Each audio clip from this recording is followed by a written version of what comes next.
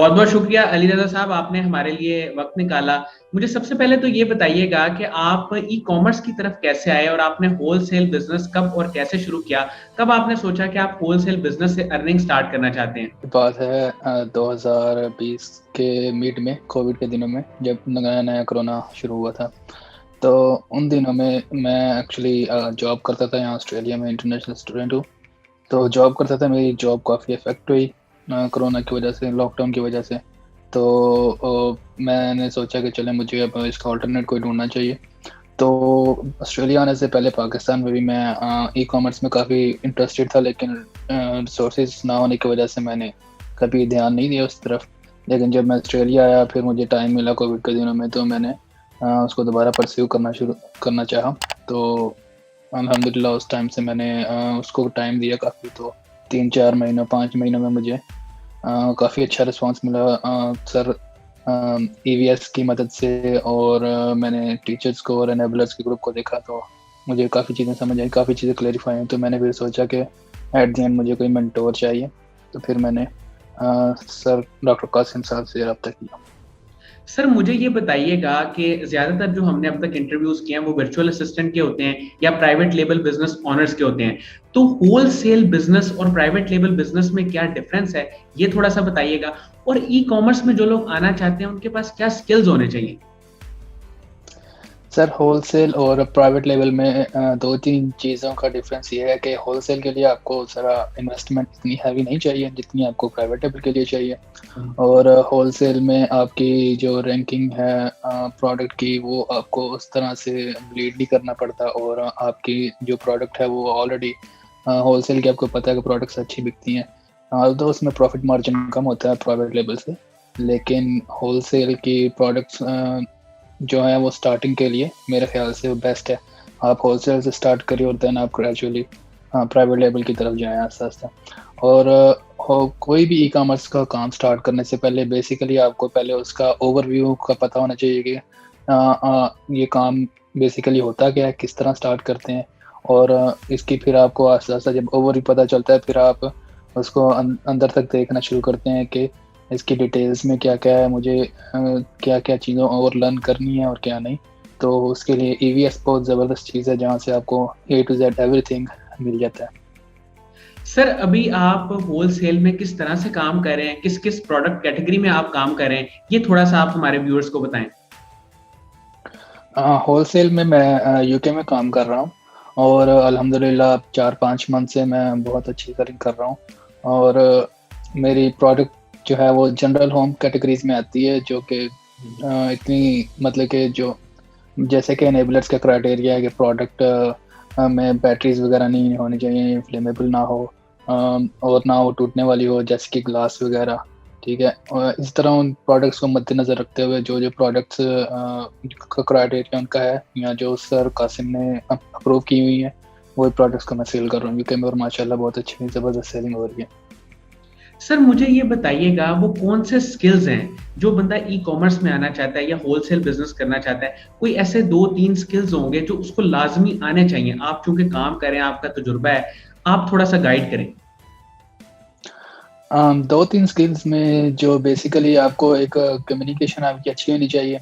ठीक है, क्योंकि आप एक इंटरनेशनल लेवल पे आप काम कर रहे हैं, तो आपको उनसे कम्युनिकेट करना आना चाहिए कि आप किस तरह उनसे कम्युनिकेट करते हैं। उसके अलावा आपकी नेगोशिएशन स्किल्स और आपके internet skills, basic internet skills के जो आपको कंप्यूटर चलाना आता हो एटलीस्ट।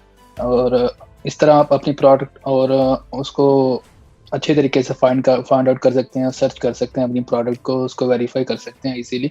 तो बेसिकली आपको इंटरनेट का पता हो, आपको कंप्यूटर चलाने का पता हो, और आपको ई कॉमर्स में बिजनेस में आने का जो कि आपको उसका पूरा ओवरफ्लो है उसका पता हो, तो आप मेरे ख्याल से बहुत इजीली काम कर सकते हैं। सर जब आप ई कॉमर्स में आए और एनेबलर्स के प्लेटफॉर्म से आपने ये काम स्टार्ट किया, आपकी इंस्पायरेशन और मेंटोर कौन लोग थे जिन्होंने आपको गाइड किया, आपको बताया कि आप इस तरह से काम करें तो ज्यादा आसानी से हो जाएगा, वो कौन लोग थे। ये बेसिकली मैंने डॉक्टर कासिम साहब से रब्ता किया था, क्योंकि मैं चूँकि पाकिस्तान में गुजरात का रेजिडेंट हूँ, तो अच्छा। मेरे सबसे करीब शहर गुजरांवाला था। तो डॉक्टर कासिम साहब का मैंने सुना था कि वो ऑलरेडी 9-10 साल से यूके में काम कर रहे हैं और माशाल्लाह बहुत बड़े सेलर हैं वो यूके में। तो मेरे करीब भी वही थे।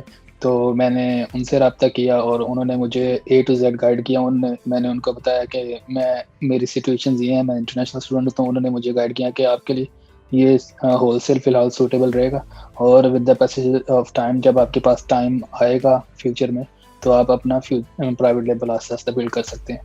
अच्छा, जो लोग होलसेल बिजनेस में आना चाहते हैं, कम से कम उनके पास कितनी इन्वेस्टमेंट हो तो वो होलसेल बिजनेस में आ सकते हैं? देखिए होलसेल बिज़नेस में आप इन्वेस्टमेंट ये लगा लें कि $3,000 से $4,000 आप यूके के लिए आई थिंक मार्केट के लिए बहुत अच्छे हैं। आप यहाँ से स्टार्ट ले सकते हैं, जो कि आप ग्रेजुअली इंक्रीज़ करेंगे तो आपकी सेलिंग और भी ज़बरदस्त होती जाएगी। तो आई थिंक ये $3,000 से $4,000 should be enough for UK. Sir, जो लोग होलसेल बिजनेस स्टार्ट करना चाहते हैं, आप उनको क्या गाइडलाइन देंगे कि पहले वो वर्चुअल असिस्टेंट का कोर्स करें या ईवीएस की वीडियोस देखें? स्टार्ट कहाँ से करें? सबसे पहले आपके लिए ज़रूरी है कि आप ईवीएस देखें। कौन-सा बिज़नेस मॉडल आप वर्क करना चाहते हैं, होलसेल या प्राइवेट लेबल या ड्रॉप शिपिंग, कोई भी, आपको उसकी वीडियोज़ ईवीएस में मिलेंगी। आप अपने बिज़नेस मॉडल को समझिए, वहाँ से ईवीएस से आपको एक-एक चीज़ का पता चल जाएगा कि बिज़नेस कैसे ऑपरेट होता है, कहाँ से आपने स्टार्ट लेना है, कहाँ तक जाना है।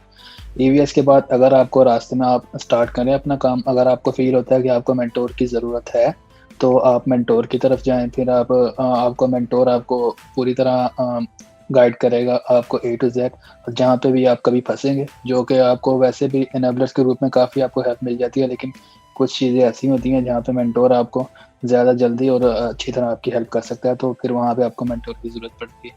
तो पहले ईवीएस फिर आपका मेंटोर।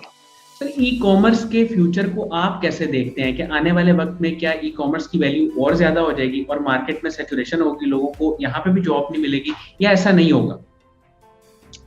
सर देखें, सैचुरेशन इतनी ज़्यादा नहीं होगी। आई थिंक आगे आने वाला दौर ही सारा इंटरनेट का है, ठीक है?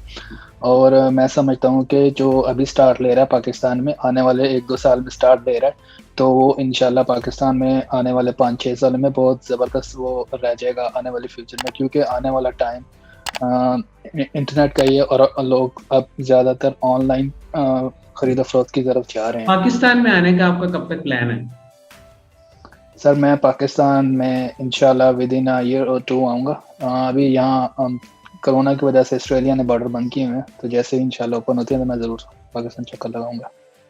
सर, मुझे ये बताइएगा कि साकिब अज़हर साहब का एक विज़न है, वो लोगों को एनेबल करना चाहते हैं और उनकी कोशिश ये है कि जो लोग बेरोज़गार हैं, ख़ास तौर पे उनको एक स्किल सिखाया जाए और वो सिर्फ़ एक पर्टिकुलरली सिर्फ़ एजुकेशन पे ना फ़ोकस करें, बल्कि ट्रेनिंग भी लें और अपने स्किल्स को डेवलप करें।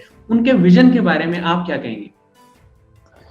सर देखें, ऐसे लोग पाकिस्तान में बहुत कम देखने को मिलते हैं जो कि दूसरों को एनेबल करना जानते हैं या उनको हेल्प करना चाह रहे हैं। मुझे नहीं लगता कि मैंने पाकिस्तान में इतने ज़्यादा कुछ ऐसे लोग देखे हों जो पाकिस्तान के नौजवानों को इस तरफ लेके आ रहे हों और उनको नई स्किल दिला रहे हों। आप समझ लें कि ये एक ऐसी स्किल है ई कॉमर्स कि आप घर बैठे या दुनिया में आप कहीं भी चले जाएँ, आपको सिर्फ एक कंप्यूटर और एक इंटरनेट चाहिए और आप अपना बिज़नेस कहीं भी रन कर सकते हैं। तो ये स्किल मेरे ख़्याल में बहुत ज़रूरी है लोगों के लिए, और ये बेसिक स्किल जो है मेरे ख़्याल में पाकिस्तान के बच्चे को आनी चाहिए, और मेरे ख़्याल में ई-कॉमर्स की दुनिया में एटलीस्ट पाकिस्तान का नाम नंबर 1 पे हो। सर, आपकी मंथली अर्निंग इस वक़्त कितनी है?